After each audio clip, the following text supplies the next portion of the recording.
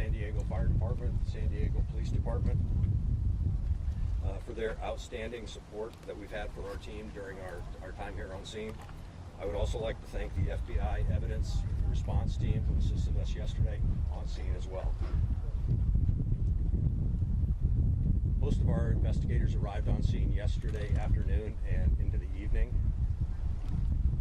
Our immediate priorities have been to document the accident scene and to preserve evidence. Our on-scene team consists of NTSB regional investigators, media relations, family assistance personnel. We are also assisted by party members from the Federal Aviation Administration, Textron Aviation, and Williams International Engines. We're currently supported remotely by NTSB air traffic control and weather specialists.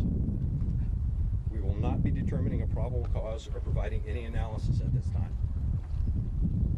Yesterday at 03:47, a Cessna Citation airplane, registration number 666 Delta Sierra, impacted high-tension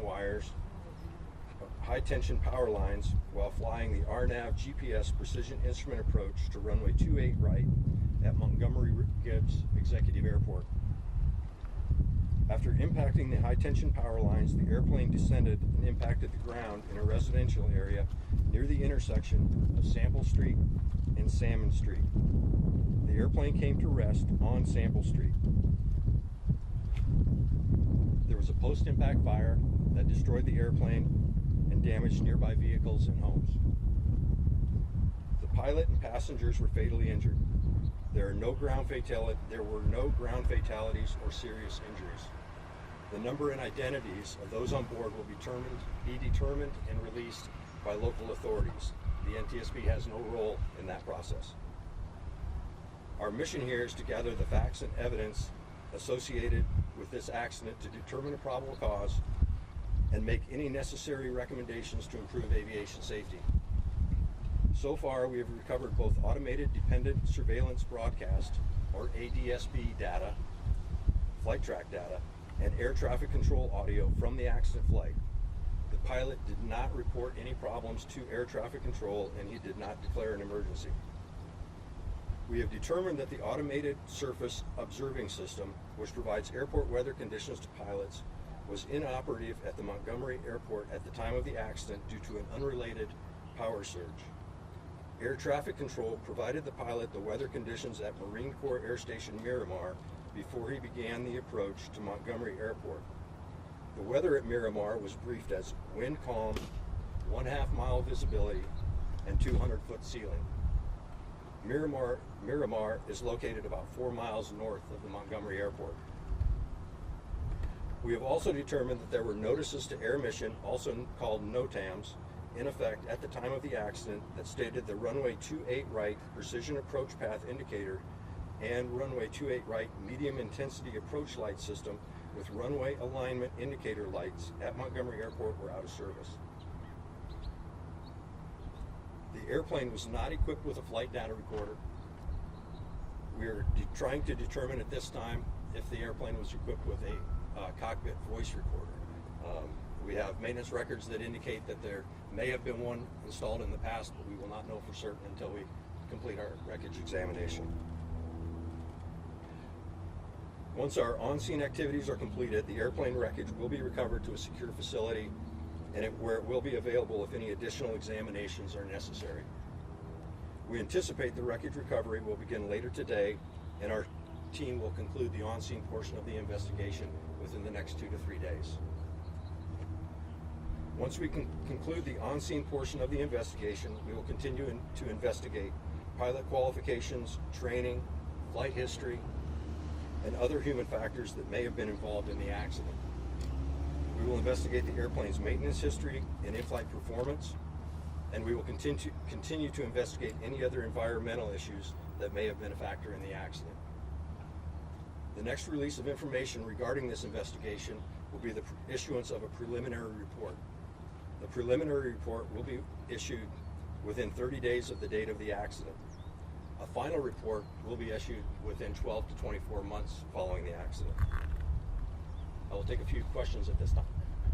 Before you start, please state your name and affiliation before you ask any questions. Saw that hand first. Yes, Silver Driver.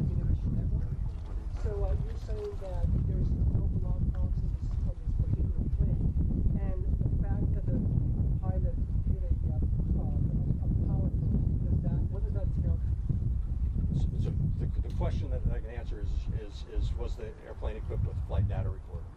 No, the airplane was not equipped with a flight data recorder. We're investigating whether it was equipped with a cockpit voice recorder. The engines may have a flight data recording capability called a FADEC on board, and we're waiting to verify that as well. Matthew Seedor, Fox LA. Is it normal for an airport to have a non-working ASOS system? And then what kind of challenges would that make for pilots trying to land in weather? The question is it common for an airport to have an ASOS or out of system or out of service? I can't speak to that. I don't know what the number of airports are that have one that's out of service, but it's not at every airport. But it is necessary to provide weather updates to the pilot at the facility through the normal reporting procedure. Does that make it more challenging for pilots to land if that's not working? It affects the pilot's decision making, not the pilot's decision or the pilot's performance of the airplane. Excuse me, sir. David with the Channel 8 News here in San Diego. Did you say there were two systems that were out? And can you describe? I understand one was a weather system, but I thought I heard you mention a second system that was out. Can you explain what that is? Yeah, the question is that I briefed. There were two systems that were out, and what were they?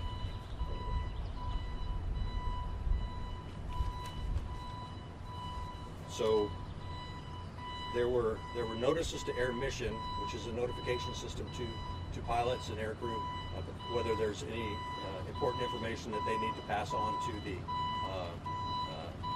to aircrew about any restrictions or runway closures, various other things that may be happening at an airport or an air traffic control facility. And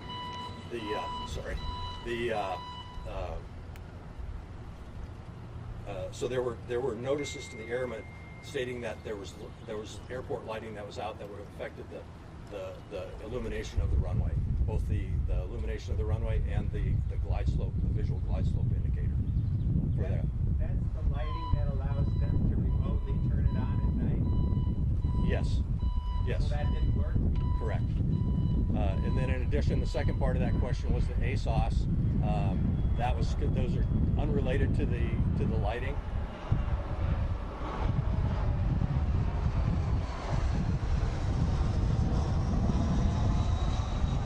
So the ASOS system, the weather reporting system, is unrelated to the lighting.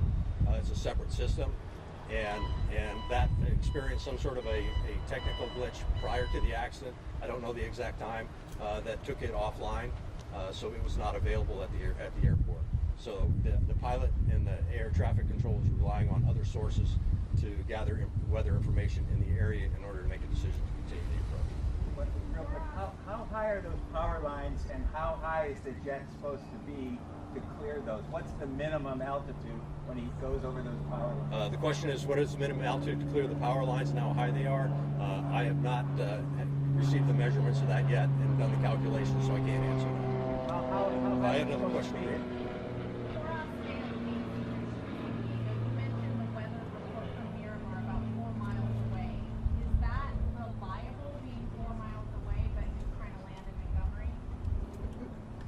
I don't know whether it is or not. The question is, was the weather at Miramar reliable for the pilot to make a decision, or for the approach? And right now, I don't know. That's going to need to be compared to the actual weather conditions to find out how close they are and whether that was. This is kind of a related question. Was the pilot? Do you know if the pilot was warned about the fog even though it came from Miramar? The audio that I've heard indicates that there was weather reports of what the visibility and the ceilings were at the time in the area. So, yeah. Two more questions. So I spoke with the National Weather Service. They said they knew of the ASOS having issues May 20th, and that the FAA is responsible for maintaining the ASOS, but the FAA is also part of this investigation. So who oversees that part of the investigation? The question is who oversees the weather facility there, and with the FAA being part of the the investigation? Who is responsible for maintaining the ASOS? And was the FAA made aware and when that it wasn't properly functioning since May 20th? Because the National Weather Service said they knew as of May 20th that it wasn't properly functioning. So the question is was the FAA aware, and what was the other part of that? Was the FAA made aware that the ASOS was not properly functioning, and when? Okay, was the FAA aware, and if so, when? And the answer to that question is I need to find that out because I don't know the answer to that question. I apologize. One more Marina question. from Telemundo. I would like to understand if they say were 6 bodies in the scene so far. Do you know about more victims? If they were like minors over there, women, men? Do you know so far about that? Well, as I stated before, any information relating to the release of the occupants, as far as their names, numbers, and that sort of thing, is going to come through the local authorities. I can't answer that. But the bodies are already in the medical examiner? How much more complicated is the investigation without a flight data? I won't say that it's more complicated.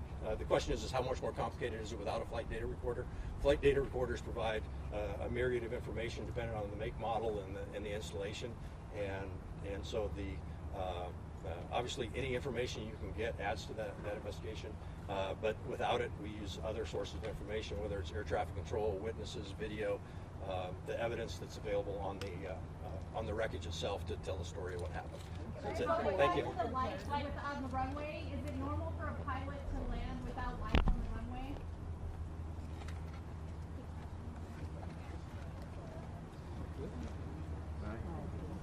Bye.